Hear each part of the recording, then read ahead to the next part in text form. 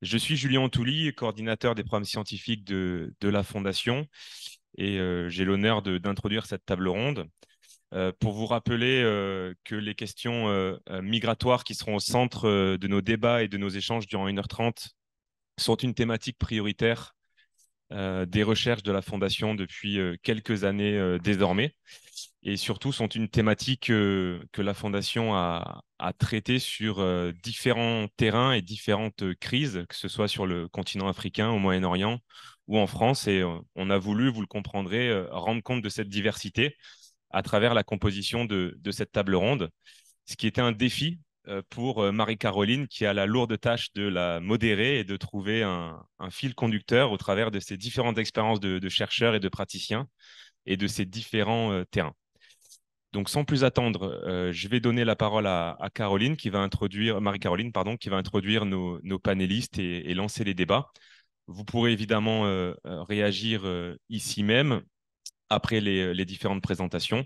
Sachez que nous sommes également suivis en ligne et que le public à distance, que je salue, pourra également réagir à travers le canal de discussion que je modérerai. Marie-Caroline, je vous passe le micro, c'est à vous. Merci beaucoup, Julien. Alors, pas du tout lourde tâche, puisque j'ai des panélistes qui vont en plus se présenter eux-mêmes, hein, brillants comme ils sont. Je suis absolument ravie d'être avec vous ici et avec la Fondation de la Croix-Rouge. Je vois ici dans la salle d'ailleurs des brillants lauréats et de brillants chercheurs et je suis ravie de les voir ou de les revoir. Je suis ici, je crois, au titre de l'Institut Convergence Migration qui entretient une collaboration avec vous. L'Institut Convergence Migration est un consortium de 8 grandes institutions de recherche et universités, notamment le CNRS, qui réunit les 700 chercheurs français, notamment, qui travaillent sur les questions migratoires. Et donc, c'est vraiment un honneur d'être avec vous aujourd'hui. Nous allons travailler sur un sujet qui, évidemment, nous parle énormément, qui sont les exils et les accueils. J'ai beaucoup apprécié votre pluriel, effectivement. Il y a toutes sortes d'exils, toutes sortes d'accueils et même de non-accueil. Et nous allons parler, cette fois-ci, vous l'avez mis au singulier, de l'expérience migratoire en migration ou en question. Ce sont plutôt des expériences migratoires, je pense. Et donc, nous avons autour de la table, ça aussi c'est une très bonne idée, merci beaucoup, non seulement des chercheurs qui vont nous présenter des recherches actuelles en train de se faire, c'est toujours passionnant, et puis nous avons aussi des acteurs de terrain avec vous, donc de SOS Méditerranée, vous allez à nouveau vous présenter, et c'est toujours passionnant dans notre recherche d'avoir ces recherches en train de se faire avec les acteurs de terrain, d'avoir ce dialogue. C'est absolument capital pour nous. Donc, sans plus attendre, on va passer la parole voilà, à tous les panélistes. L'idée est que vous vous présentiez hein, et que dans le même temps, vous répondiez à une première question. C'est vrai que vous allez à chaque fois présenter des terrains différents. On a en même temps une proposition autour de l'Ukraine hein, que vous allez nous présenter. On a le Niger. On a la question peut-être plus resserrée autour de la problématique des femmes et des formes de violence faites aux femmes, cette fois-ci sur un territoire qui est plus proche. Et puis, on a la grande épopée en fait, de SOS Méditerranée et tous les aléas, toutes les difficultés qui sont rencontrées en fonction. Alors, on a tenté de trouver des grandes problématiques qui pouvaient vous réunir et qui pouvaient aussi nous faire discuter ensemble. Et la première qu'on s'est proposé de vous, voilà, de vous montrer, tout en faisant parler à nouveau ces différentes recherches, c'est sur la question des effets des dernières politiques, à la fois internationales, européennes, mais aussi nationales, sur les migrations et sur les personnes en migration. Et c'est vrai que dans chacun de vos travaux, il y a cette question des effets directs des récentes politiques. Donc, on s'est proposé cette première problématique pour présenter déjà vos travaux. Donc, je vous passe la parole. Voilà, et je passe la parole à Philippe Savatic qui va introduire ses travaux. Bonjour à tous et à toutes. Merci beaucoup d'avance à tous les collègues pour les échanges qu'on va en avoir et merci beaucoup à Julien pour l'organisation du table rond. Donc moi, je suis Philippe Savatic. Je suis en fait actuellement enseignante à Sciences Po Reims Et l'année dernière, j'ai travaillé en tant que chercheur postdoctoral pour le projet MAGIC. C'est un acronyme en anglais pour Gouvernance des migrations et crise d'asile. C'est un projet financé par l'Union européenne. Et j'ai travaillé ici au Centre de recherche international de Sciences Po Paris. Donc, je vais présenter aujourd'hui quelques résultats préliminaires d'une enquête faite auprès des réfugiés ukrainiens en Europe. Je veux juste au début souligner que je présente des recherches d'une équipe de chercheurs très impliqués. Donc, je parle en nom de cette équipe. Et on est au tout début de nos recherches. On a plutôt des pistes de recherche que je vais présenter, qu'on va développer. On a nos hypothèses. Donc, voilà. Hop, c'est. Oh, pardon, c'est pas le. Oh non. Mais. Pardon, c'est. Ah. Oh non, mes slides n'ont pas là. Hein? Ah non. Oui, en changeant de L'autre. slide. Ouais, mais ils sont intéressants, je vais préparer. Voilà. Ouais. Voilà. Donc, d'accord. On va revenir. D'accord. Donc l'expérience ukrainienne, peut-être après l'expérience du Niger. C'est possible ça? Voilà. Donc j'ai tout en miroir de l'autre côté. Donc après l'expérience de Philippe qu'on entendra tout à l'heure, on va peut-être passer effectivement à Isata, hein, qu'on s'était proposé de passer de toute façon dans la suite. Donc si vous pouvez prendre la suite. Oui, je vais prendre la suite. Bonjour à tous. Donc, je m'appelle Aïssata Igodowe. Je suis sociologue, chercheur associé à l'UMR CEPED. Là, je vais présenter mes travaux que j'avais effectués, les travaux de recherche que j'ai effectués dans le cadre de la bourse postdoctorale de la Croix-Rouge, donc qui portait sur la question des migrations dans la région d'Agadez et sur les projets d'aide qui avaient été mis en place pour favoriser l'insertion des jeunes. Alors, est-ce qu'on peut commencer le PowerPoint ou je fais sans? Normalement, le mien, c'est bon. Voilà. J'appuie où? OK. Alors, les travaux que j'avais réalisés, les travaux de recherche que j'avais réalisés portent sur la région d'Agadez. Donc, je vais d'abord présenter la région d'Agadez qui est stratégique en termes de migration parce que déjà, c'est un carrefour migratoire historique. Et c'est une région de passage, on va dire. Le Niger est un pays de passage pour les migrants qui souhaitent rejoindre l'Europe, donc qui viennent souvent des pays du Sud. Et c'est une région qui a été confrontée à plusieurs crises, on va dire, entre guillemets, économiques, c'est la région où est extrait l'uranium. Donc, il y a eu la chute de l'industrie uranifère, en fait, dans les années 1980, à la fin des années 1980, avec la baisse de l'extraction d'uranium. Il y a eu la baisse du tourisme, liée principalement aux questions sécuritaires. Il y a eu la fermeture des sites d'orpaillage qui est plus récente, dans les années 2015. Et enfin, il y a eu la criminalisation de la migration qui, en fait, était un secteur économique, on va dire, à part. Donc, c'est une région qui est aussi marquée par l'histoire de deux rébellions. Donc, voilà. Voilà. Donc, en fait, en 2015, il y a une loi qui a été adoptée au niveau national qui vise à criminaliser l'ensemble des activités liées à la migration. Donc, il faut savoir que depuis les années 90, il y a eu toute une économie de la migration qui s'est développée dans la ville d'Agadez avec un certain nombre d'activités qui étaient mises à disposition des migrants. En fait, que ce soit l'hébergement, que ce soit euh, euh, tous les produits qu'on pouvait leur vendre. Donc, c'était des activités qui étaient très lucratives et dans lesquelles les jeunes étaient très investis. Et sous l'impulsion des pays européens, le Niger a adopté en 2015 une loi pour criminaliser toutes les activités liées à la migration. Donc, cette loi elle criminalise, elle rend illégales toutes les activités économiques en lien avec la migration des personnes vers les pays d'Europe ou d'Afrique du Nord.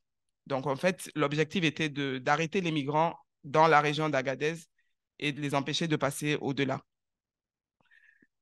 Et cette loi, en fait, quand elle a été adoptée, bon, elle a été très, très contestée au niveau des autorités locales et au niveau des populations. D'abord parce que, en fait, c'est vraiment une économie qui s'était développée. Donc, il y a beaucoup de personnes qui vivaient de ça, de toutes ces activités, et elle n'a pas été vulgarisée. Donc, du jour au lendemain, on a commencé à arrêter les gens. Donc, c'est vrai que moi, quand je suis partie sur le terrain, j'ai demandé, bon, je suis partie, j'ai rencontré certains des acteurs qui avaient été arrêtés, et ils m'ont dit qu'en fait, eux, ce qu'ils ne comprenaient pas, c'est que du jour au lendemain, on ne leur a pas expliqué pourquoi. Et on a commencé à arrêter tout le monde pour leur dire que c'était illégal, qu'il fallait arrêter d'offrir des services aux migrants. Et ils se considéraient comme...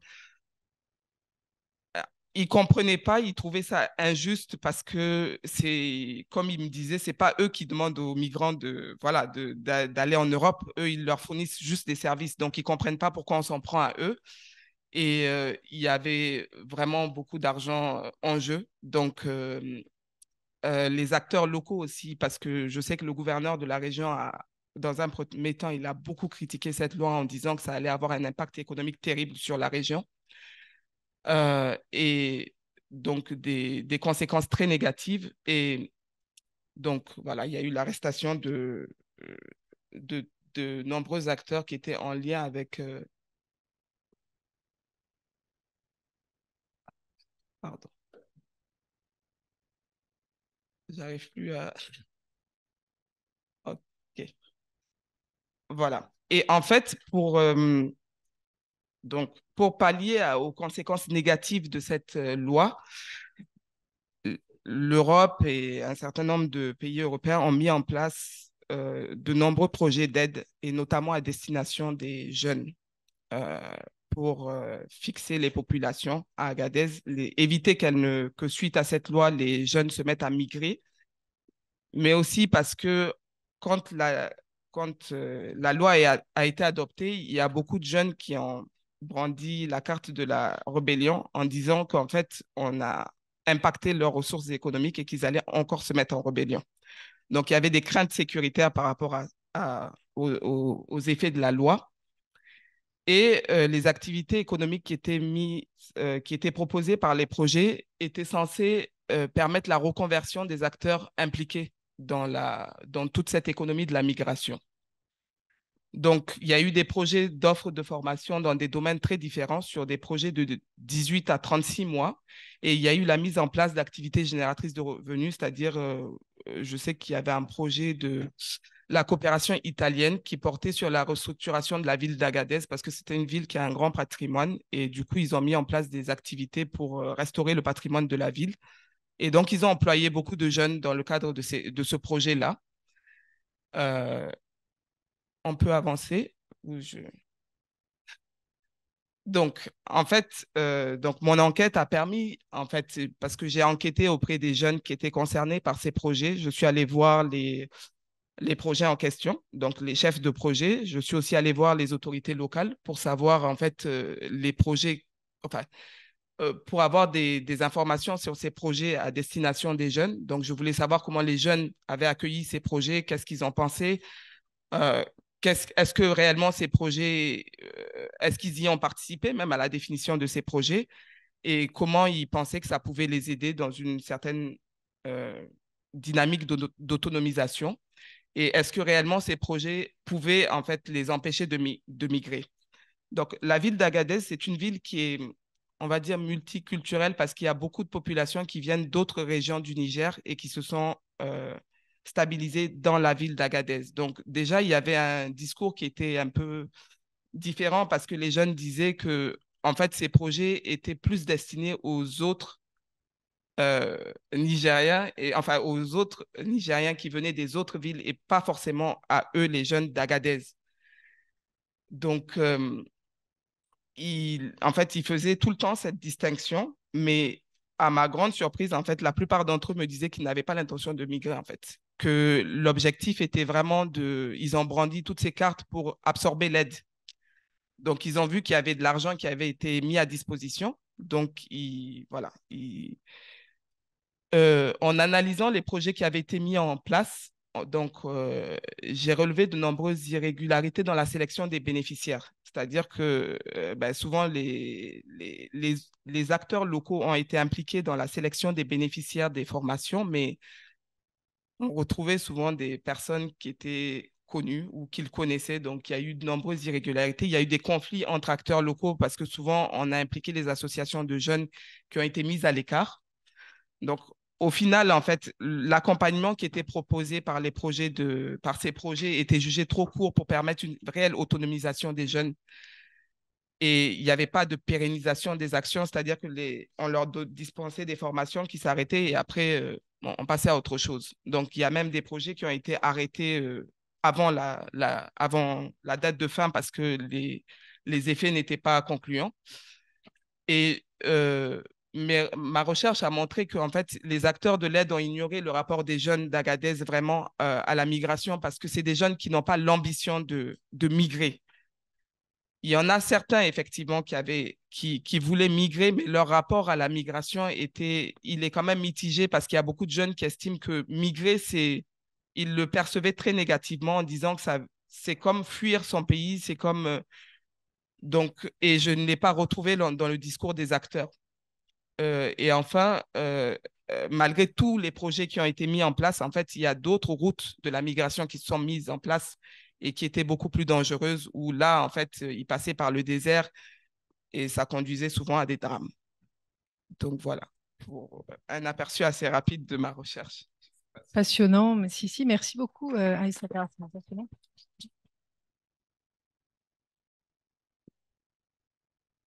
Donc pour ce projet qui a été financé, hein, si j'ai bien compris, par la Fondation, et qui montre effectivement des politiques détournées éventuellement, non seulement en raison d'un terrain mal perçu ou mal connu et des acteurs peut-être mal compris voilà, par ces politiques. Est-ce qu'on a le PowerPoint? Ça y est, ok, donc je repasse la parole à Philippe. Non. D'accord. Est-ce que je peux avoir là? Super. Ok, de retour sur l'Ukraine. Voilà. Donc, oh. Ok, les titres sont pas là, mais c'est pas grave. Juste quelques remarques au début sur la crise ukrainienne en général, ou plutôt le titre c'était le non-crise. Donc, à mon avis, ce caricature illustre très bien comment la guerre en Ukraine a révélé de façon frappante les traitements différents aux individus qui fuient des conflits. Donc à gauche, on a les Ukrainiens, le HCR a recensé entre 7 et 8 millions en Europe. Et donc malgré le taille de ces flux massifs, ils n'ont pas été décrits comme en crise migratoire dans les médias par les politiques. On a aussi là l'application sans précédent de la directive européenne sur les protections temporaires, ce qui a facilité l'installation des Ukrainiens à travers tous les pays membres de l'UE. En revanche, à droite, on a la crise, entre guillemets, de 2015 et 2016. À l'époque, on a recensé autour de 1,2 million d'individus qui ont traversé les frontières européennes, surtout des individus de nationalité syrienne, mais aussi irakienne, afghane. Ces flux ont été décrits comme une crise migratoire. Ils ont été suivis par des politiques sécuritaires qui ont abouti à la fin à l'enfermement des milliards de personnes dans des conditions déplorables en Europe ou dans les pays limitrophes. Et on voit ça là. Donc, on peut voir que des comparaisons entre les flux peuvent être très parlant. Et sur ces points, je recommande en fait un article publié par François Gémen et Hélène Thiollet qui ont dirigé le projet MAGIC qui s'intitule L'accueil des réfugiés ukrainiens et l'université du droit d'asile. dans la revue Immigration. J'ai quelques exemplaires à partager. On parle de ça. Mais voilà, ce sont quelques remarques en général, mais prochaine slide, non? Ça ne marche pas? Alors, pour l'instant, on veut tirer des enseignements des migrations des Ukrainiens. Et pour le faire, on a construit une équipe pluridisciplinaire des chercheurs du projet Magic, mais aussi du projet Chorégraphe, c'est Corridor d'exil en France. C'est un projet qui porte précisément sur les expériences de l'exil des Ukrainiens. Et on a établi un partenariat avec l'entreprise Kantar Public qui a lancé en juin 2022 l'enquête qui s'appelle Voice of Ukraine, Voix de l'Ukraine. Ils ont fait ça indépendamment. Et puis, on a établi un partenariat. Prochaine slide. Donc voilà, l'enquête, donc entre juin 2022 et mars 2023, 7490 personnes ont répondu à une première série des questions et ils ont accepté de faire partie d'un panel, donc d'être recontactés dans le futur avec d'autres questions. Et ensuite, on a eu 4 vagues successives des questions et on aura 2, 3 en plus dans les mois à venir. Prochain slide. Donc, les personnes, les individus qui font partie du panel sont très majoritairement des femmes âgées d'entre 35 et 64 ans, ce qui est plutôt représentatif de la population générale des réfugiés si on regarde les données du HCR. En revanche, les individus sont très hautement éduqués, donc 86% ont un diplôme post-secondaire, donc les deux parties-là. Ce qui n'est pas vraiment représentatif de la population générale. Donc, on va garder ça en tête. Ça va restreindre un peu nos conclusions d'après. Prochaine slide. Non? Oh, maintenant, si. Avant, non. Là, on voit que les individus qui font partie du panel viennent très majoritairement de Kiev et de ses alentours et des oblasts ou des provinces très affectées par la guerre. Donc ça, la partie sud de l'Ukraine. Le fait que l'intensité des violences ont baissé autour de Kiev, ça va nous donner l'opportunité de voir si cette variation a affecté les réfugiés, par exemple, leur volonté de retourner en Ukraine, leur intégration dans les pays d'accueil. Donc ça va être une piste de recherche qu'on va développer.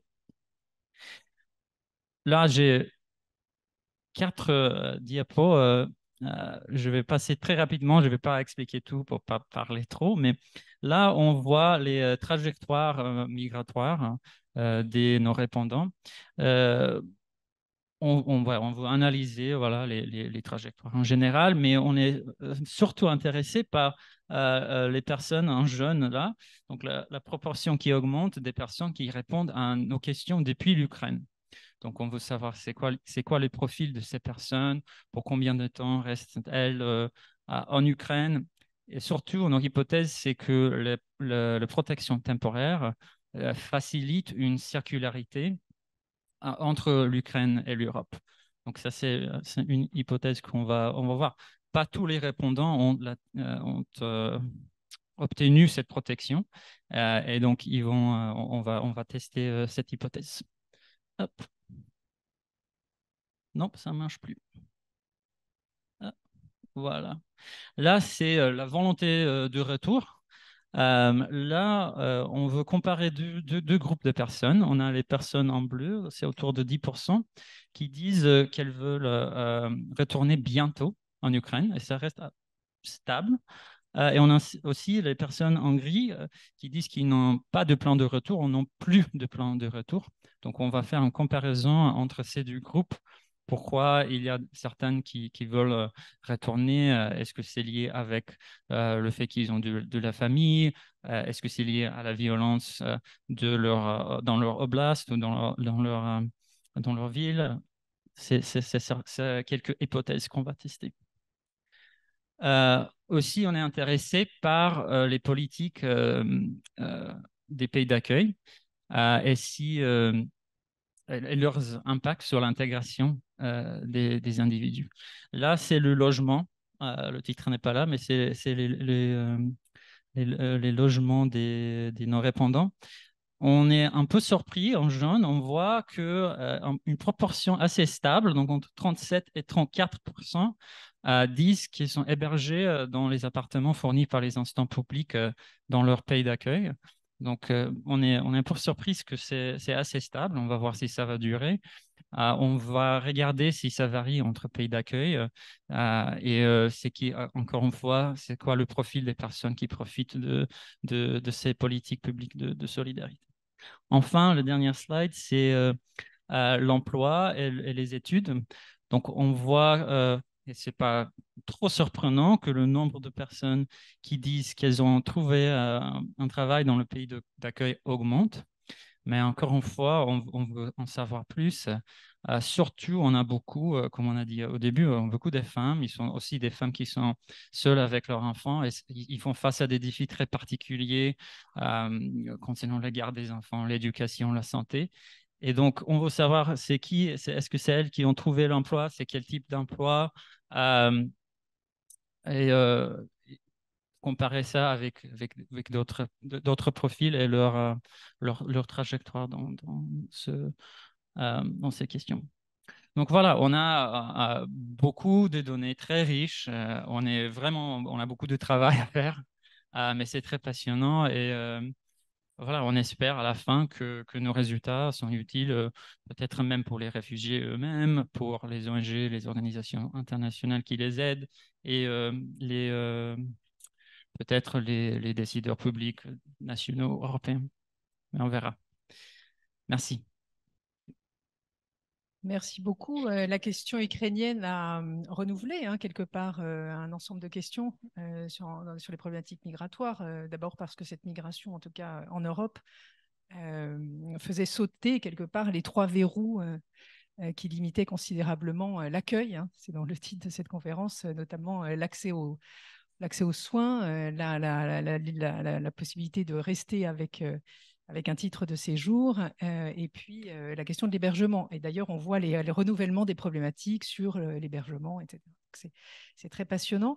Merci aussi pour cette proposition de méthode un petit peu différente où vous travaillez avec Kantar. C'est à nouveau très intéressant d'avoir ce genre de recherche.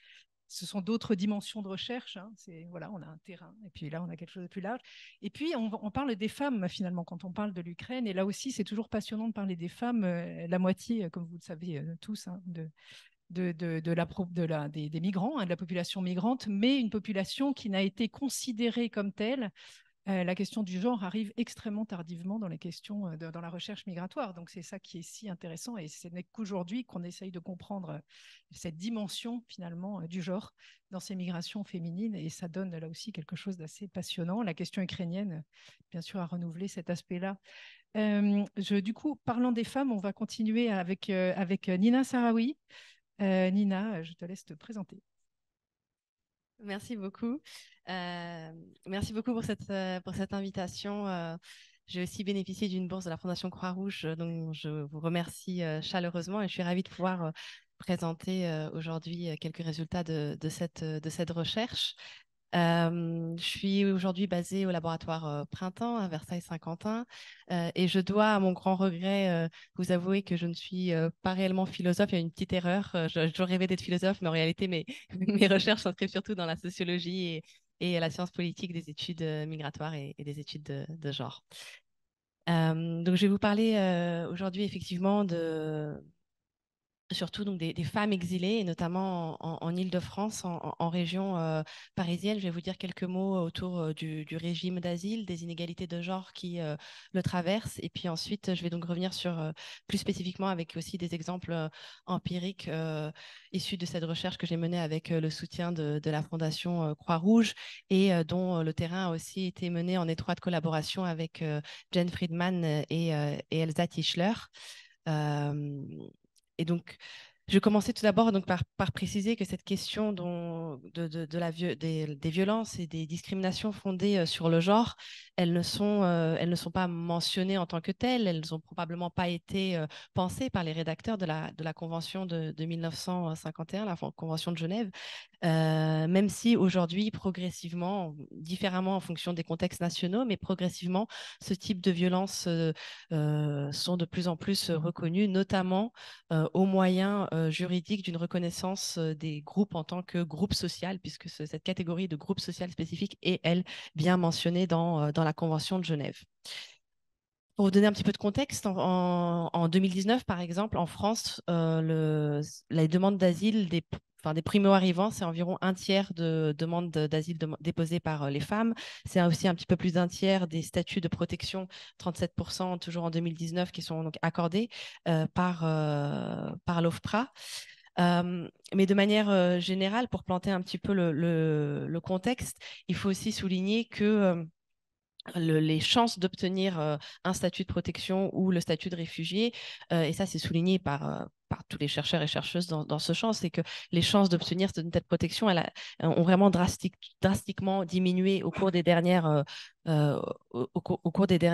décennies, et que on travaille aujourd'hui dans un contexte de suspicion forte, ce que les acteurs de terrain décrivent souvent comme cette idée que tout le monde ment, et c'est ce qui va un peu façonner l'atmosphère dans laquelle ces demandes sont déposées. Et ça se traduit aussi par des entraves très concrètes pour les personnes, des entraves qui vont concerner la possibilité, par exemple, d'obtenir un rendez-vous, la difficulté à joindre le numéro de téléphone qu'il faut absolument joindre pour pouvoir obtenir ce rendez-vous. Et ça, dans la pratique, ça s'est traduit pour les femmes que nous avons rencontrées, souvent par le fait qu'elles arrivaient à décrocher un rendez-vous pour déposer leur demande d'asile seulement vers la toute fin de la période légale des 90 jours au cours de laquelle elles doivent déposer absolument leur demande d'asile à leur arrivée. Pour certaines des femmes exilées qui ne parlent pas français et qui vont avoir des difficultés à bénéficier d'un accompagnement, cette vulnérabilité face à l'institution, elle va aussi engendrer des rapports de pouvoir spécifiques qui peuvent conduire à des situations de violence sexuelle. J'aimerais citer ici une juriste d'une grande ONG d'accompagnement des demandeurs d'asile qui nous a dit: dans quelles conditions le récit a-t-il été écrit? On pose cette question et on comprend que de plus en plus de femmes ont dû coucher contre le récit. Donc, soit elles ne sont pas francophones, soit elles n'écrivent pas. Il y a des personnes qui proposent cette aide contre relations sexuelles. Donc, ce qui se passe, c'est que face à cette vulnérabilité, face à l'institution, dans les rapports de pouvoir que l'on connaît, le risque d'exposition à des violences sexuelles va augmenter pour ces femmes qui ne peuvent pas écrire, rédiger de manière autonome leur récit en français dans les délais qui sont impartis. Les associations que nous avons rencontrées, elles constatent aussi que ce délai, il est très court pour des femmes qui ont subi des violences sexuelles, qui peuvent engendrer, on le sait, des traumatismes, alors que le délai, lui, va s'appliquer de la même manière pour tout le monde, sans évaluation psychologique spécifique particulière. Et donc, dans toutes ces conditions, il est difficile de pouvoir écrire son histoire avec le degré de détail, de cohérence qui est exigé, lui, par la procédure d'asile pour être audible, pour être lisible pour l'institution, pour ainsi dire. Je vais prendre ici l'exemple d'Aïssata. Aïssata, elle est venue du Mali et on l'avait rencontrée dans un centre d'hébergement pour familles et pour femmes. Et elle explique: j'avais 21 jours pour écrire l'histoire. J'étais embrouillée dans ma tête. J'ai expliqué. La personne a écrit à sa manière sans relire avant d'envoyer. Il l'a fait sur place. Il l'a envoyé. C'était un peu vite. Au moment où je disais l'histoire, j'avais plein de choses dans la tête, mais que 21 jours pour l'envoyer. Donc Aïssata est lesbienne et elle souhaitait demander l'asile en France à cause des persécutions qu'elle avait subies au pays du fait de son orientation sexuelle.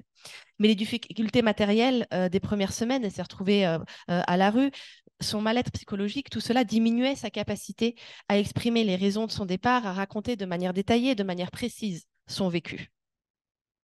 Et c'est quelque chose qu'on retrouvait aussi dans de nombreux autres entretiens. Par exemple, un des psychiatres qu'on a rencontré dans un pôle santé, dans un de ces centres d'hébergement d'urgence, constatait lui aussi que la plupart des patients et des patientes sont dans des états post-traumatiques qui vont causer une inhibition et une peur de s'exprimer.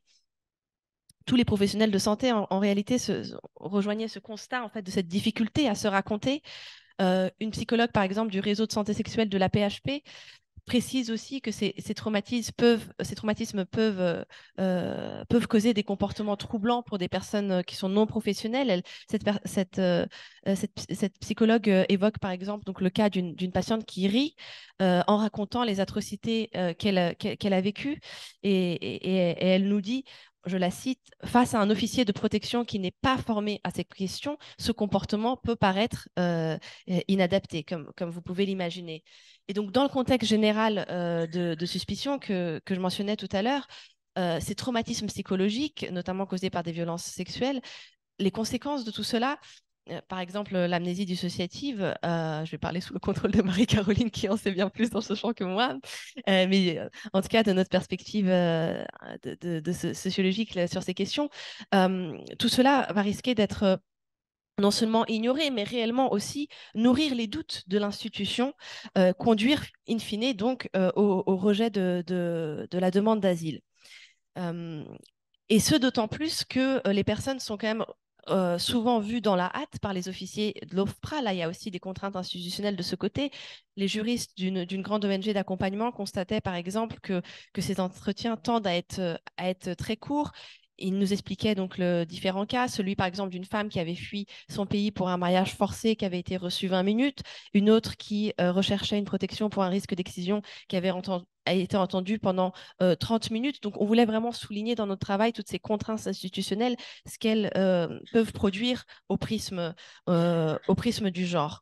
Et un autre point que j'aimerais souligner aujourd'hui, qui est vraiment une forme structurelle de production du risque de violence pour les femmes exilées, c'est l'exposition systématique aux violences sexuelles en l'absence d'hébergement. Ce constat, vraiment, il se dégage de tous les entretiens qu'on a réalisés. Il fait l'unanimité. Le manque d'hébergement représente l'urgence la plus grande pour les femmes exilées, puisque c'est de ce manque de solutions d'hébergement que découle aussi toute une série de situations à risque pour ces femmes, qu'elles se retrouvent à la rue ou qu'elles soient hébergées, donc entre guillemets, de manière précaire, puisque dans toutes ces situations, cela les expose à des violences sexuelles. Et là, vraiment, toutes ces associations vont observer voilà, les anciennes, les plus récentes, observent que ces défaillances de l'accueil produisent des violences qui deviennent institutionnelles parce qu'elles sont reproduites de manière structurelle. La CIMAD et Logisty, par exemple, ont estimé que c'était près de la moitié des demandeurs et des demandeuses d'asile qui ne sont pas hébergés. Et le COMET, donc le Comité pour la santé des exilés, vraiment nous alertait sur le fait que cette situation, sur ces dernières années, elle s'est dégradée. C'est-à-dire qu'autant autour des années 2010, il y avait toujours un peu des solutions alternatives, des solutions d'urgence pour pour des publics spécifiques, des publics qui sont considérés comme vulnérables, donc notamment les femmes enceintes, celles avec des enfants en bas âge. Aujourd'hui, ce n'est plus le cas. Aujourd'hui, on n'arrive plus à avoir de solutions et donc beaucoup d'entre elles peuvent se retrouver à la rue, même quand elles font partie de cette catégorie des personnes les plus vulnérables. Selon voilà, certaines catégorisations. Et parmi les patients du COMET, par exemple, en 2019, sur 144 dossiers, il y a 15% des dossiers pour viol qui ont été subis en France. Et ce chiffre, c'est aussi une façon de souligner que ce sont les conditions précaires à l'arrivée en France qui peuvent malheureusement aussi contribuer à ce risque de violence sexuelle. Il faut que je me dépêche un petit peu. D'accord. Alors, je vais juste vraiment, en tout dernier point, je vais juste souligner, je vais du coup mentionner et saluer la tribune qui a été publiée dans Le Monde à l'initiative de plusieurs collègues de l'Institut Convergence Migration, notamment donc, de Marie-Caroline, de d'autres, Priscille Sauvegrin, Bresty Roulant, Lamia Missaoui et d'autres.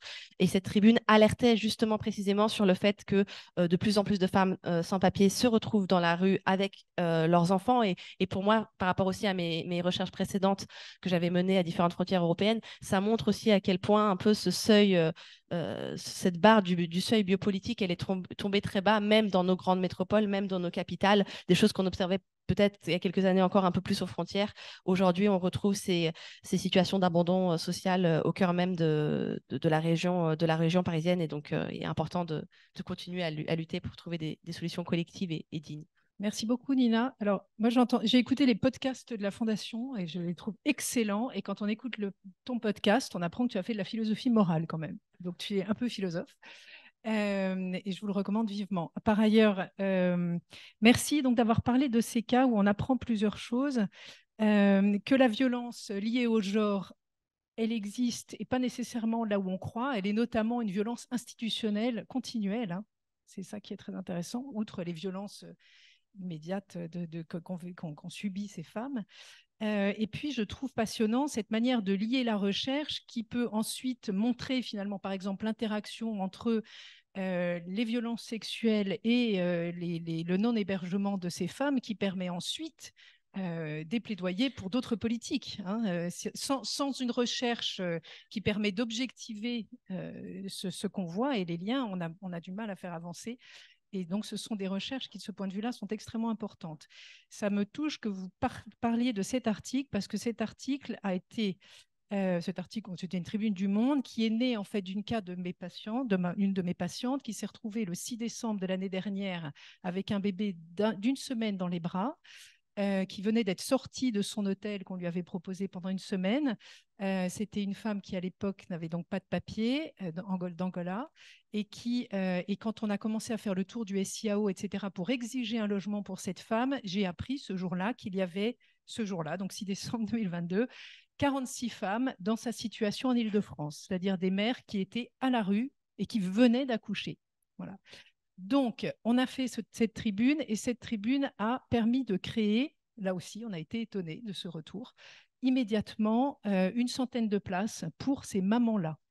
Mais c'est vrai que voilà, on est en face de situations qui sont très invisibilisées, où il faut pouvoir refaire les liens. Là, la recherche est très importante et pouvoir écrire et pouvoir dire, alors une tribune dans le monde, voilà, c'est une minuscule goutte d'eau, mais voilà, là, il y a un travail commun à faire entre acteurs pour essayer de porter aussi une réalité qui est par ailleurs très complexe. Il faut des études fines pour pouvoir avoir accès aussi à une parole, hein, de ces personnes, et donc c'est ce qui a été très bien montré.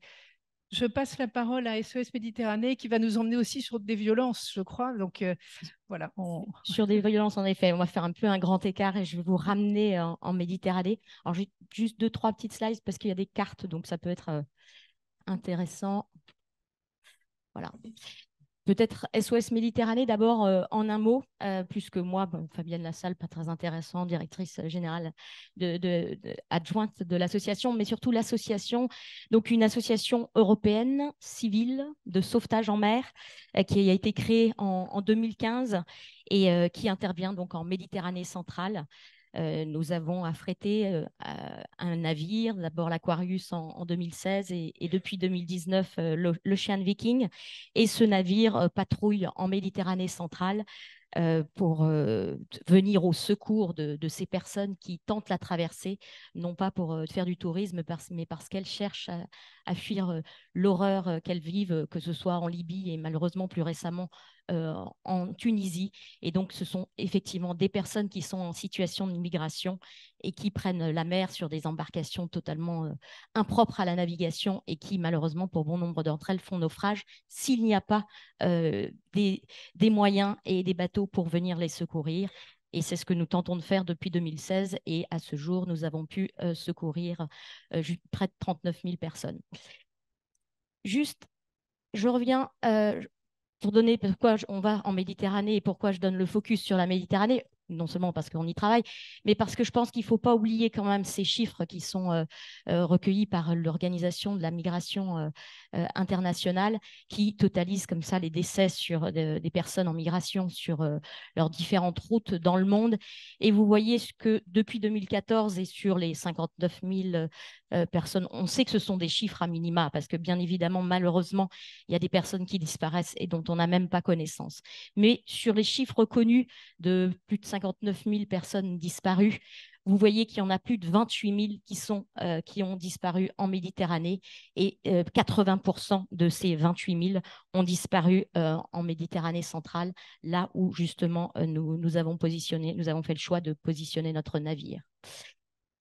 Le sauvetage en mer. Alors, on m'a dit qu'il faut parler des entorses du droit. Alors, on va en parler des entorses au droit. Le sauvetage, évidemment, c'est un devoir moral. Je ne vais pas m'attarder, je pense que c'est évident pour tout le monde. On ne peut pas laisser mourir des personnes qui sont en train de se noyer. Mais c'est aussi un devoir moral et légal, pardon. Et ça, pour ce faire, on n'a pas besoin même du droit humanitaire. Le droit maritime est extrêmement bien construit, il a tout prévu et il est très clair en la matière.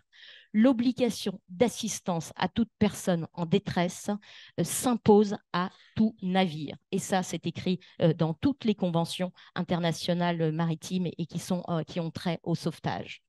Et on se doit, tout navire doit porter assistance à une embarcation en détresse, tant que bien sûr il ne met pas en péril son propre navire, et doit mettre en sécurité ces personnes jusqu'à les amener dans un lieu sûr, une safe place, c'est-à-dire un endroit où leurs droits fondamentaux seront respectés.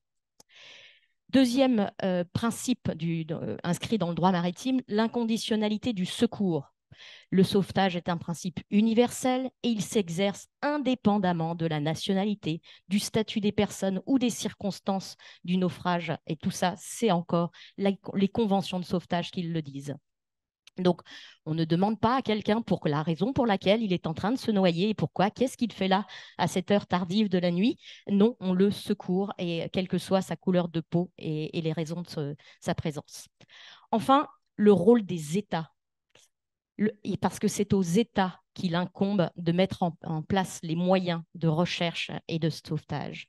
En cas d'accident maritime, ce sont les États côtiers qui doivent se coordonner pour organiser les opérations de recherche et de sauvetage et qui doivent donc signaler les embarcations, mobiliser les navires qui sont en présence et, une fois que l'opération de sauvetage a été réalisée, désigner sans délai un port sûr pour pouvoir débarquer les rescapés. Et ça, tout ça, c'est très important de le rappeler parce que cela, eh bien, je pense que depuis 2014, les États européens ont renoncé à assumer cette responsabilité. Et pourquoi je le situe à 2014 ? 2014, c'est la fin de l'opération Mare Nostrum qui avait été mise en place par l'État italien, 6 navires qui avaient été positionnés en Méditerranée centrale pour secourir celles et ceux qui étaient en détresse et qui se noyaient. Sur la pression des autres États européens et faute de financement de ces autres États européens, l'Italie s'est arrêtée au bout d'1 an. Je rappelle que cette opération était née à la suite d'un terrible naufrage qui avait eu lieu au large de Lampedusa, qui avait fait plus de 360 morts. Et donc, qui avait interpellé l'opinion publique et fait réagir le politique. Mais cette opération, en 2014, elle prend fin. Et là, plus d'opérations ni italienne, ni européenne, dont l'objectif est d'aller secourir. On a remplacé les opérations par des opérations de Frontex. Et Frontex, la mission de Frontex n'est pas d'aller faire du sauvetage en mer, la mission de Frontex est de protéger les frontières. Donc on est passé d'une priorisation du sauvetage en mer, du secours en mer, à la priorisation de la protection des frontières. Donc, je vous parle de désengagement progressif et constant des États et de l'Europe en Méditerranée, qui s'est traduit également, et là je suis obligée de vous mettre une petite carte, par un transfert des responsabilités de nos États sur la coordination et de la recherche et du sauvetage à des pays tiers. Et là, j'explique en quelques secondes. Vous voyez sur cette carte, c'est en fait tous les océans du monde sont partagés en zones de recherche et de sauvetage. Ça n'a rien à voir avec les eaux territoriales, etc. Ce sont un autre quadrillage. Et donc, les États côtiers vont se déclarer auprès de l'Organisation maritime internationale pour assurer la coordination de la recherche et du sauvetage sur une zone qu'ils vont déclarer donc auprès de cette organisation internationale. Jusqu'à 2018, la zone que vous voyez appelée aujourd'hui zone libyenne, zone SAR libyenne, était couverte par les Italiens qui en assuraient la coordination. Et comme vous repérez immédiatement, les petits points orange, ce sont tous les naufrages. On est vraiment dans la zone où ont lieu l'essentiel des naufrages. Or, 2018, que se passe-t-il ? Sur pression des États européens, on va se le dire quand même, la Libye se déclare auprès de l'Organisation maritime internationale pour prendre le contrôle de cette zone que jusqu'alors les Italiens couvraient. Et alors, pourquoi et tout cela financé et avec l'aide, le soutien de l'Europe qui soutient avec du matériel et avec des financements. Quelle est la traduction, la conséquence de cela? Eh bien, ça a été la fin de la coordination de la recherche et du sauvetage en Méditerranée. C'est-à-dire que désormais, on œuvre complètement blind, aveuglément, parce qu'il n'y a plus d'autorité pour nous envoyer les messages de détresse, coordonner les opérations et nous indiquer un lieu sûr. Pourquoi? Parce que les Libyens ne peuvent pas remplir cette mission. Par exemple, les gardes-côtes libyens ne parlent pas anglais. Les gardes-côtes libyens ne répondent pas au téléphone quand on les appelle. Les gardes-côtes libyens, ce qu'ils font, eux-mêmes, dès qu'il y a une embarcation en détresse, vont aller sur zone, vont intercepter l'embarcation en détresse. Je ne parlerai pas de sauvetage, mais d'interception, puisque ils vont ramener cette embarcation en Libye. Et donc, ces personnes vont à nouveau réintégrer les centres de torture qu'elles ont tenté de fuir. Évidemment, cela en totale violation du droit maritime, puisque en aucun cas, on ne peut ramener des rescapés dans une zone non sûre. Or, malheureusement, la Libye étant un pays aujourd'hui en plein chaos, n'est absolument pas un endroit sûr. En parallèle de cette détérioration dont je vous parle depuis 2014 et 2018 avec le transfert de responsabilité, nous avons subi, nous, les ONG de sauvetage, une politique de criminalisation et de harcèlement pour l'activité que nous menons. 2016, tout était bien, nous étions considérés comme des héros, on sauvait des vies. Et puis, la machine a commencé à se gripper dès 2017. Et là, des entraves nous ont été mises dans les roues. On a commencé à... ça s'est traduit de multiples manières. C'est 2 fois, par exemple, l'Aquarius, notre précédent navire, s'est vu dépavillonner, c'est-à-dire retirer sa carte d'identité, donc avec après l'impossibilité de naviguer. Nous subissons des contrôles des autorités du port sur nos bateaux, sur notre bateau, très fréquents, très pointilleux, avec à la clé certaines des détentions de navires. Nous avons subi des fermetures de ports. La première fois, c'était en 2018, sous un gouvernement italien mené par M. Salvini, où, avec 630 personnes à bord, nous n'avons pas pu rentrer dans un port italien et il a fallu nous dérouter jusqu'à Valence en Espagne, donc des fermetures de ports, des délais parfois extrêmement longs avant que l'on ne nous accorde un port pour débarquer. Parfois, il nous faut attendre 1 semaine, 10 jours. Et le maximum a été atteint l'année dernière, au mois de novembre, où nous avons attendu 21 jours avant qu'un port nous soit désigné. Et d'ailleurs, ça a été la seule fois où nous avons dû venir débarquer à Toulon, en France, la seule fois où nous avons débarqué en France. Tout cela, encore, violation totale du droit maritime, puisque, comme je vous l'ai rappelé tout à l'heure, on devrait nous assigner un port dans les meilleurs délais. Dernière règles qui nous sont imposées, celles-ci, elles sont tout à fait récentes et un changement de paradigme, je dirais, du côté italien, puisque depuis le début de l'année, les Italiens ont changé leur... c'est-à-dire que dès que nous faisons un sauvetage, ils vont nous assigner immédiatement un port. Ça, c'est tout nouveau. Alors, on pourrait s'en réjouir à la bonne heure. Enfin, on ne va plus lanterner pendant des jours et des jours avant de pouvoir débarquer les rescapés.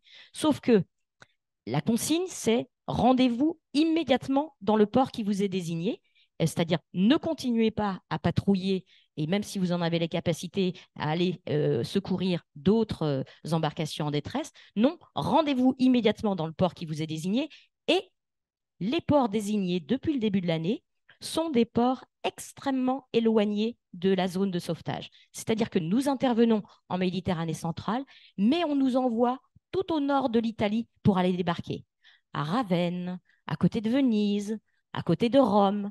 Qu'est-ce que ça veut dire? Ça veut dire qu'on va mettre 4-5 jours de navigation pour atteindre le port où on va devoir débarquer nos rescapés. Ce qui signifie qu'on va remettre 4 5 jours de navigation pour revenir sur zone pour pouvoir aller faire de nouveaux sauvetages. Et là, alors même que l'on sait qu'il y a un manque cruel de moyens en Méditerranée pour aller secourir. Et donc, en conclusion, et je ne vais pas faire trop long, vous aurez compris que ce désengagement des États européens en Méditerranée, cette politique de protection des frontières en lieu et place d'une politique pour porter secours à celles et ceux qui sont en détresse, ce transfert de responsabilité sur la coordination de la recherche et du sauvetage vers des pays tiers, la Libye, et puis plus récemment, on entend dire la même chose à l'égard de la Tunisie. La criminalisation des ONG de sauvetage, les entraves qui sont mises à notre action sont autant de violations du droit maritime et d'obstacles au sauvetage en mer et ont pour conséquence terrible l'augmentation du nombre de morts en Méditerranée. Merci beaucoup, Fabienne, pour cet exposé impressionnant. Enfin, je crois qu'en plus, avec ce genre de cartes, on visualise la violence de ces politiques. Et merci d'avoir rappelé les dernières étapes, finalement, d'un durcissement qui est mortifère. En fait, on balaye là énormément de problématiques. La question des frontières, la question de l'aide humanitaire, bien sûr, qui reste une question centrale aujourd'hui et pour cette journée. La question de la violence, la question des vulnérables. Vous connaissez cette notion d'un public vulnérable ou voilà, qui est là aussi un sujet à caution. Qui définit la vulnérabilité? Et quelquefois, les politiques les définissent bien vite à leur manière.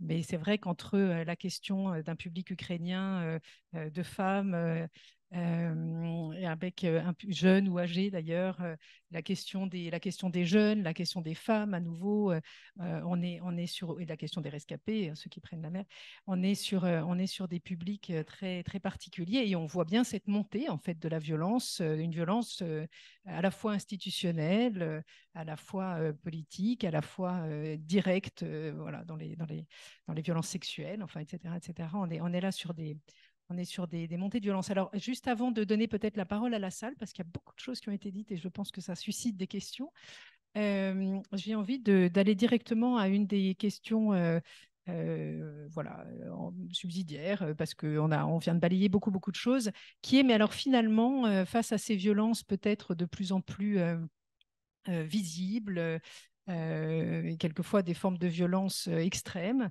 face aussi à des politiques qui se raidissent, vous l'avez très, très bien redit, et de plus en plus sécuritaires. Est-ce que ces mouvements migratoires et ces expériences de l'exil permettent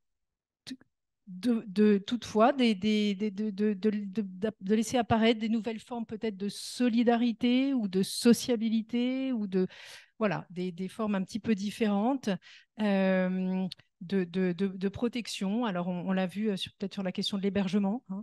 Est-ce que ça engage peut-être un déplacement aussi peut-être dans les questionnements autour des formes migratoires et autour des expériences d'exil récentes. C'est une question que j'ai envie de poser peut-être à notre table, d'autant plus qu'on a été beaucoup sur la question des aspirations, c'est-à-dire qu'il y a manifestement quelquefois une vraie distance entre ce que voient les politiques et puis les aspirations des personnes. C'était très bien dit dans l'exposé de d'Aïssata. Nina rappelait à quel point finalement on ne savait rien de ces femmes et des violences vécues par ces femmes qui, lorsqu'elles veulent dire leur récit, finalement vont être obligées de le monnayer quelquefois contre des agressions sexuelles. Enfin, il y a tout un pan en fait qu'on ne voit pas et qu'on ne sait pas autour des aspirations à la migration et des modes de migration de ces expériences. Voilà, donc je vous laisse refaire un tour et puis ensuite on ouvrira à la salle. Oui, d'accord. Merci pour ces questions. Dans le contexte des ukrainiennes et des flux des réfugiés ukrainiens, je crois qu'il y avait beaucoup de solidarité, surtout après le déclenchement de la guerre en février 2022. Il y avait aussi beaucoup de solidarité entre les femmes qui s'entraident, dans des nombreux contextes difficiles. On va, avec l'enquête, regarder un peu plus sur sa question. Il y avait beaucoup d'inquiétudes, il y avait beaucoup des questionnements autour de combien va durer ce solidarité européen.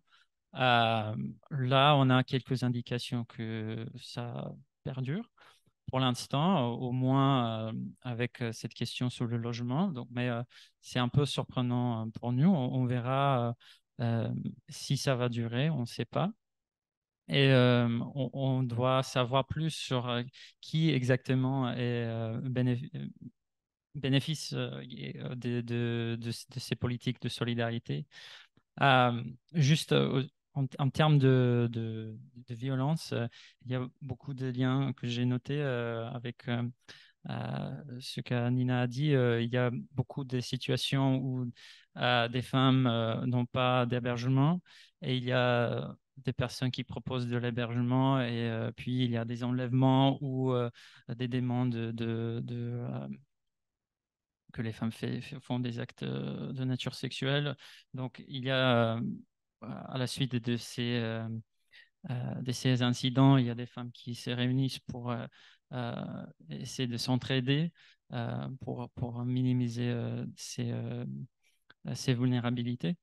Dans l'enquête, on va poser des questions sur ces violences. On veut le faire, mais c'est très délicat comment poser les questions. Donc, c'est une question éthique pour une enquête comme ça. Mais on veut savoir, on ne sait pas c'est quoi le pourcentage exactement des femmes qui ont eu des expériences comme ça. Donc, on veut étudier ça un peu plus avec l'enquête, on verra. On doit rester en contact avec Nina parce que ça peut être intéressant. Voilà. C'est une enquête qui se déroule jusqu'à... Ouais. D'accord, ça marche. Aïssata ? Oui, en fait, plus que des formes de solidarité, moi, j'ai constaté sur le terrain des formes d'opposition à ces politiques. Et c'était une opposition qui était partagée par tout le monde. Parce qu'en fait, j'ai eu l'impression, en allant voir les autorités, en interrogeant les jeunes, qu'ils allaient mettre en échec ces politiques, mais qui n'avaient pas été décidées sur le terrain, donc qui ignoraient leur réalité. Et en les détournant de leur objectif initial.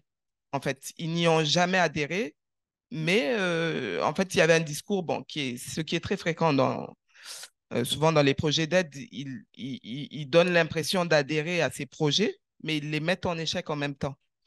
Et c'était vraiment partagé par tous les acteurs locaux. Il n'y avait pas de discours parce que bien sûr, il y a un discours avec les acteurs de l'aide qui est de dire oui, effectivement, il faut mettre des projets, vous avez raison.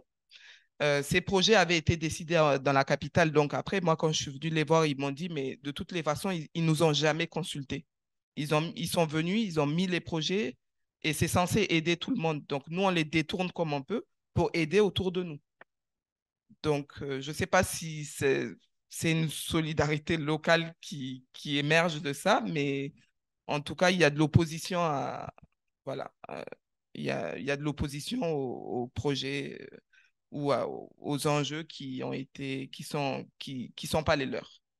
C'est une forme de mobilisation. Oui, voilà, de Donc, mobilisation, c'est une forme exactement. d'agentivité. Voilà. C'est une forme, voilà. On retrouve là des champs possibles d'organisation. Voilà. Est-ce que Nina, il y aurait quelque chose autour de cette nouvelle ou sociabilité ou solidarité ou qui apparaîtrait alors qu'on a l'impression d'un cadre extrêmement violent et de plus en plus dur? Est-ce qu'on voit d'autres choses qui se mettent en place? Alors, ce qu'on a quand même certainement vu, et effectivement, c'est important de le souligner, après 2015, c'est aussi toute une série d'initiatives citoyennes. Il y a beaucoup d'associations. C'est pour ça que tout à l'heure, je parlais d'associations récentes et d'associations plus anciennes, plus établies, parce que le champ de la solidarité, il est vraiment structuré par ça aussi, une sorte de avant 2015, après 2015, avec toute une série quand même de créations associatives, d'initiatives citoyennes après 2015. Donc, c'est important aussi de souligner cela. Et par ailleurs, par rapport aux femmes avec qui qu'on a rencontré, le rôle très important quand même des soignants et des soignantes. Enfin, c'était souvent enfin, finalement un peu le dernier rempart par rapport à une forme d'abandon social total, c'était les sages-femmes qui vont décrocher leur téléphone pour appeler le 115. Enfin, il y avait quand même le rôle de l'accès aux soins. C'était généralement le point d'entrée par lesquels certaines, in fine, vont arriver à avoir une forme d'hébergement d'urgence, leur point de contact. Donc, je pense que c'est très important de reconnaître tout cela. Et en même temps, j'avais dans mes notes aussi quelques mots d'une personne qu'on avait rencontrée, Aya, une femme de 34 ans. Elle a mis 4 ans de Côte d'Ivoire. Elle a mis 4 ans à arriver en France. Donc, vous imaginez aussi tout ce que comporte une trajectoire migratoire de 4 années. Et ça, il faut le souligner aussi. Ces trajectoires s'allongent de plus en plus, sont de plus en plus difficiles. Elle dort à la rue, elle dort souvent à la gare Saint-Lazare. Elle se fait un jour agresser par un homme qui est sous l'emprise de l'alcool. C'est une sage-femme, là encore, qui vient la rassurer, qui va pouvoir lui faire un état de santé. Elle est enceinte à ce moment-là. Et quand je lui ai posé la question de l'accès aux soins, notamment aussi la possibilité d'un accompagnement psychologique, finalement, ce qu'elle m'a dit, c'est oui, oui, ils m'ont proposé, mais bon, une fois où j'avais où dormir, c'était bon. Et quelque part, je trouve que c'est assez parlant parce que même s'il faut à la fois saluer quand même tout ce travail des sages-femmes, des gynécologues, des médecins généralistes, des infirmières, en fait, dans la situation dans laquelle on connaît aujourd'hui, tous ces professionnels, ils sont placés dans une position où on va attendre d'eux qu'ils compensent malgré eux les dommages que d'autres politiques vont engendrer. Et je pense que ça, voilà, c'est aussi une demande injuste à leur faire. C'est-à-dire que les soignants ne peuvent pas faire des miracles si les personnes se retrouvent à la rue. Euh, donc, euh, donc voilà, donc c'est aussi enfin, je voulais aussi à la fois saluer le travail des soignants et des soignantes, mais aussi souligner un peu la mission impossible qui repose sur leurs épaules aujourd'hui. Merci. Et en même temps, tu nous donnes plein de rendez-vous. Donc, il vous reste 4 jours pour regarder sur Arte le documentaire exceptionnel sur justement le service de Montfermeil qui accueille des femmes sans papier. Hein. C'est vraiment un très, très fort documentaire. Il faut le voir. Et puis, pour venir à la conférence sur le droit à l'accès aux soins, notamment des personnes sans papier et migrantes à l'Institut Convergence Migration au campus Condorcet les 7 et 9 décembre. Vous êtes les bienvenus. Je passe la parole sur cette grande question. Alors, vous me demandez solidarité, quelles solidarités ont émergé suite à cela? Je pense qu'on en est tout à fait la traduction. SOS Méditerranée est née de justement cette de responsabilité des États, et donc c'est du citoyen et d'une poignée de citoyens, et aujourd'hui de beaucoup de citoyens qui se disent c'est pas possible, et donc c'est à nous de faire quelque chose si les États ne font rien. C'est l'essence même de SOS Méditerranée, et je dirais c'est aujourd'hui encore le cas, puisque dans une association qui est financée à 90% par des citoyens, par du privé. Donc, c'est bien la réaction, la mobilisation, chacun à son niveau, pour faire face à ces situations. Et c'est ce que l'on fait sur le bateau, mais c'est aussi ce que l'on fait à terre, puisque notre troisième mission est de témoigner et donc d'aller, de sensibiliser dans les écoles, de sensibiliser le grand public à ce qui se passe en Méditerranée et sur notre action. Je voulais juste dire un mot aussi par rapport peut-être aux solidarités entre personnes en situation de migration, juste peut-être pour rappeler, et là, non pas que qu'on fasse des recherches, mais c'est juste les témoignages que nous recueillons à bord du navire. On perçoit, et je pense que vous le savez aussi très bien, que ces personnes, elles cherchent pas à aller en Europe directement. C'est souvent le fruit d'un parcours migratoire de plusieurs années, même avant d'envisager la traversée de la Méditerranée.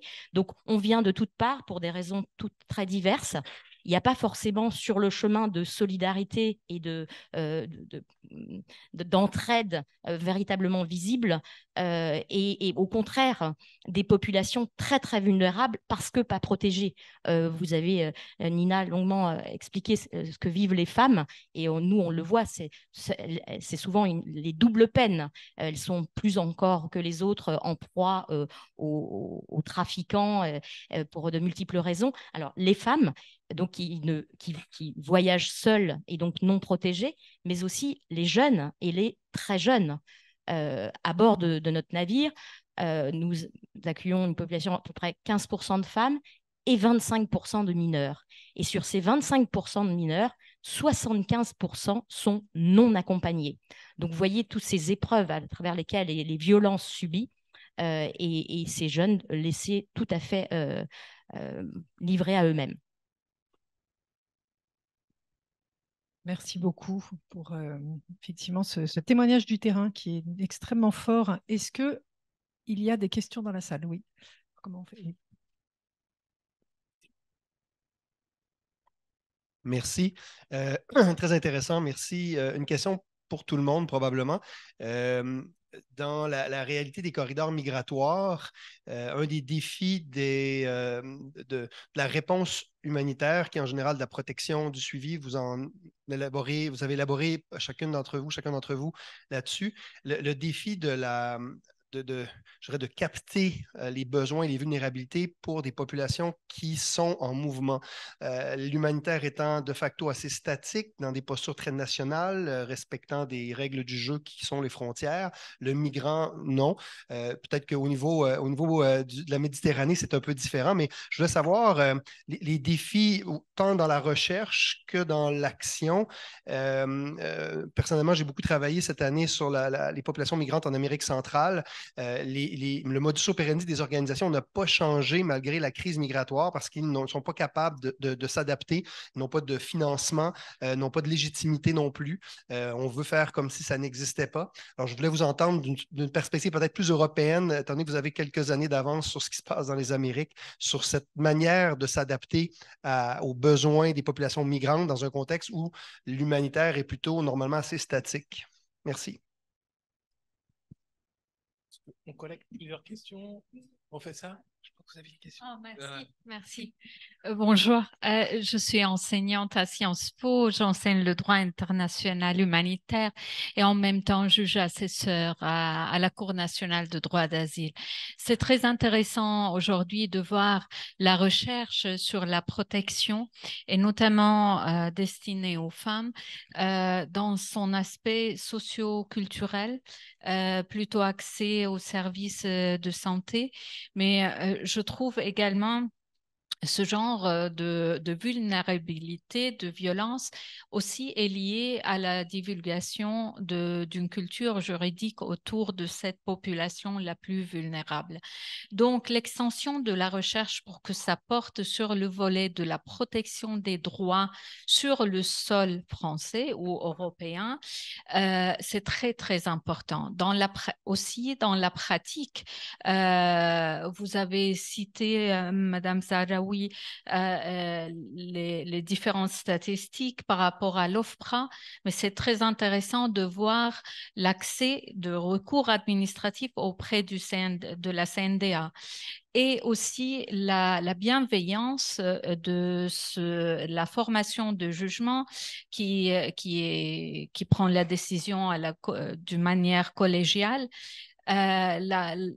L'attention particulière qu'on porte sur la protection subsidiaire, notamment en cas d'isolation des femmes, en cas aussi une bienveillance si le cas si la femme est extraite d'un mariage forcé, aussi l'appartenance à ce groupe social par rapport à l'excision. Donc, il y a toute une étude qui pourrait être aussi très intéressante du point de vue d'élargir la protection de l'être humain, mais notamment dans le cas de l'immigration, qui porte sur le genre et la pratique juridictionnelle notamment la statistique de la CNDA par rapport à cette question toute particulière. Bravo pour la fondation et pour tout cet effort bien appréciable et je pense concrètement, d'un point de vue pratique, c'est très utile pour renforcer la pratique de la protection. Merci.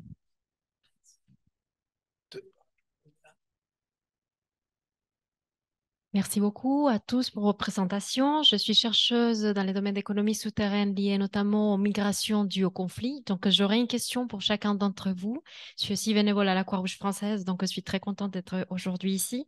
Une question pour Madame Lassalle. J'aimerais savoir, vous avez montré une carte au début avec les différents points dans le monde où il y a aussi des activités de sauvetage. J'aimerais savoir s'il y a d'autres exemples d'autres États qu'aujourd'hui ont une politique plutôt plus bienveillante concernant votre activité. Pour Madame Ikoto et dans le cadre de vos recherches, j'étais curieuse de savoir si vous avez pu rencontrer des acteurs que l'on nomme ou que l'on criminalise dans le cadre de ces activités liées aux migrations. Si vous l'avez rencontré, si vous pouvez juste nous préciser un peu quelle a été leur réponse par rapport à votre enquête. Et pour Monsieur Savatik, vous avez mentionné que la crise ukrainienne n'a pas été forcément vue comme une crise ukrainienne, une crise migratoire en tout cas, par les médias. Donc, j'aimerais savoir si vous savez à cet stade de vos recherches quelques lumières qui nous indiquent un peu pourquoi ça n'a pas été traité comme ça. Et puis finalement, pour Madame Sahraoui, je voudrais savoir si les femmes qui ont participé à votre recherche ont été aussi cibles des violences précédentes avant d'en arriver à ces centres d'accueil où vous les avez rencontrées. Merci.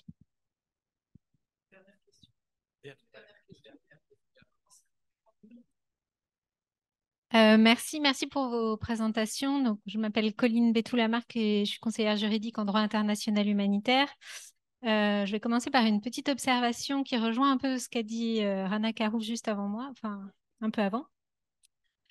Concernant votre étude, Madame Sahraoui, il me semble que ce que vous avez décrit, je l'ai déjà vécu il y a 20 ans quand j'étais conseillère juridique en droit des étrangers et pas que pour les femmes. Alors, c'est exacerbé quand on est dans des situations particulières et les femmes peuvent l'être, mais il me semble que plusieurs des points que vous avez évoqués sont communs à différents profils. Et notamment, les victimes de torture se retrouvent aussi dans des situations où ils n'arrivent pas à exprimer ce qu'ils ont vécu parce qu'ils ont subi un traumatisme tel qu'ils soient hommes ou femmes. C'est ça que je veux dire. Et ce problème d'acculturation à un contexte particulier était déjà présent il y a 20 ans à l'OFPRA ou à la CNDA, qui ne s'appelait pas la CNDA à l'époque, mais voilà. Donc, je suis étonnée qu'on soit encore confronté à ce problème 20 ans plus tard. Ça me paraît incroyable. Ensuite, j'avais deux questions. La première concernant la législation qui a été adoptée au Niger. Je me demandais si elle avait eu l'effet attendu, c'est-à-dire endiguer ce couloir migratoire ou en fait si ça avait eu absolument aucun impact. Et si ça n'avait eu aucun impact, est-ce qu'il y a soit des associations, soit des groupes ou je ne sais pas comment les appeler, mais disons des groupes de personnes d'Agadez ou de la région d'Agadez qui avaient essayé de porter le message que la loi était inefficace et qu'en revanche, elle avait eu des effets catastrophiques sur l'économie locale. Je veux savoir si ce message était porté au niveau de Niamey ou pas. Et puis ensuite, concernant SOS Méditerranée, alors bon, en fait, la question a été un petit peu posée. Je me demandais, alors j'ai bien compris que l'Italie se trouve dans une situation où on choisit, je ne sais pas, parce que je connais mal ce sujet, mais en tout cas de déporter les bateaux plus au nord, peut-être parce qu'au sud, c'est complètement bouché. Je ne sais pas, je sais pas quelle est la raison, et c'est ce que je voulais savoir, si c'était pour rajouter des difficultés ou si c'était parce que les ports étaient trop engorgés et les centres d'accueil trop engorgés au sud. Merci. Ça fait déjà pas mal de... Merci. Tu veux commencer?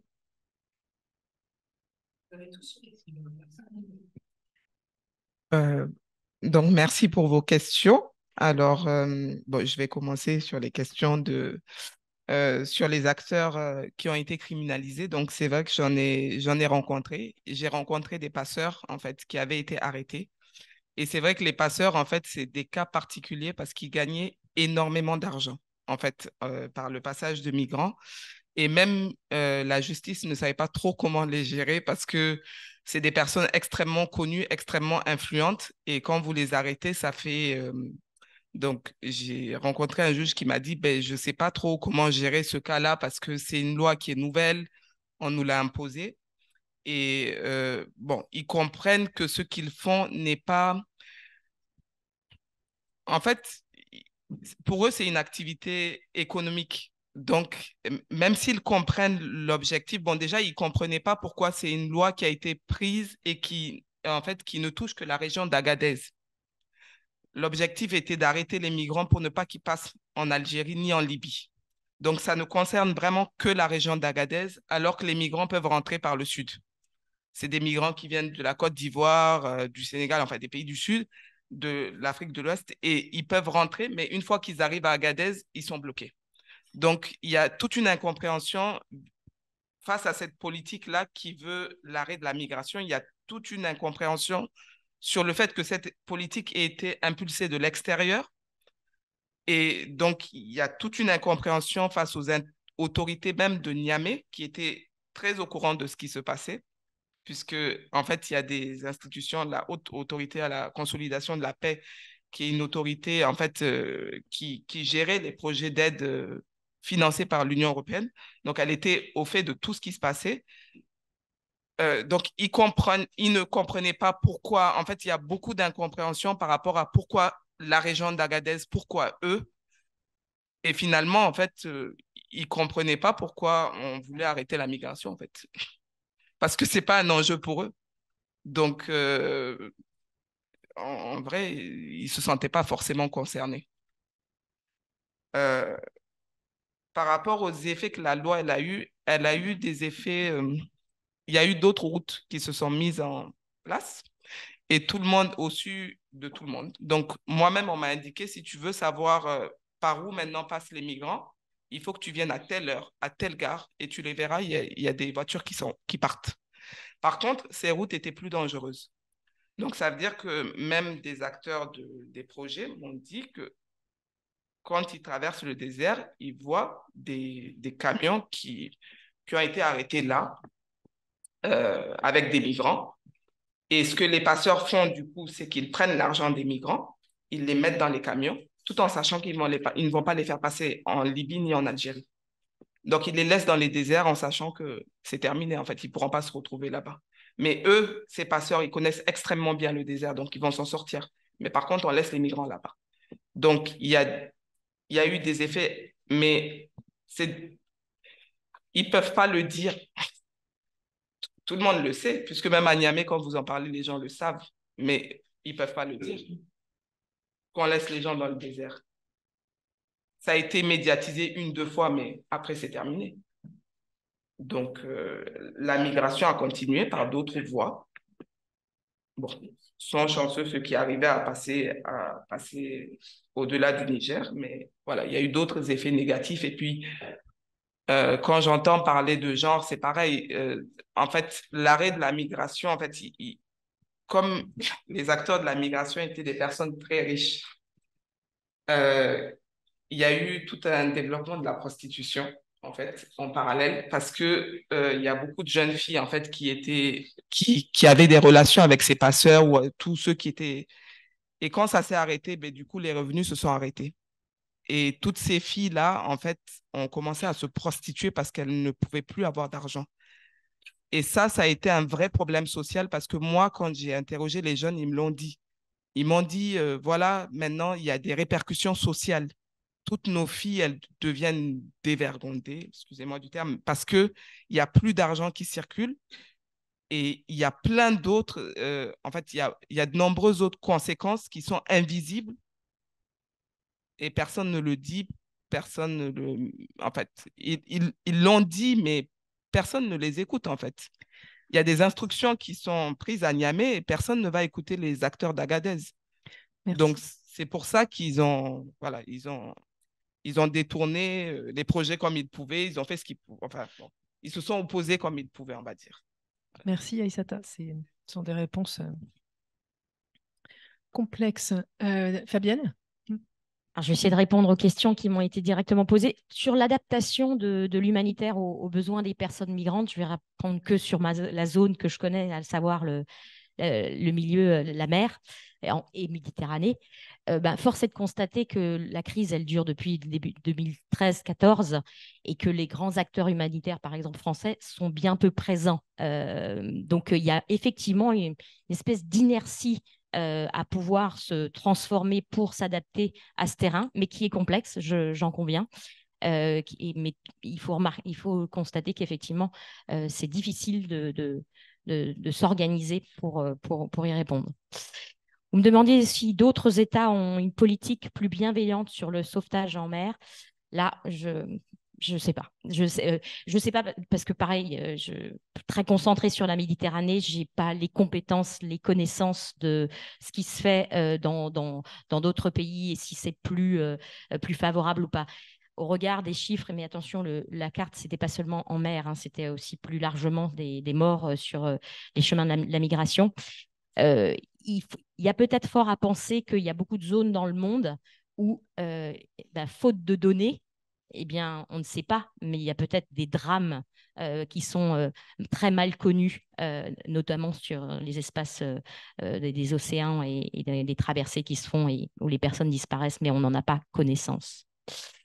Et enfin, pourquoi est-ce qu'on nous envoie dans des ports aussi éloignés? Est-ce que c'est parce que effectivement le sud de la Sicile, et on l'a vu, que ce soit Lampedusa cet été, était complètement saturé?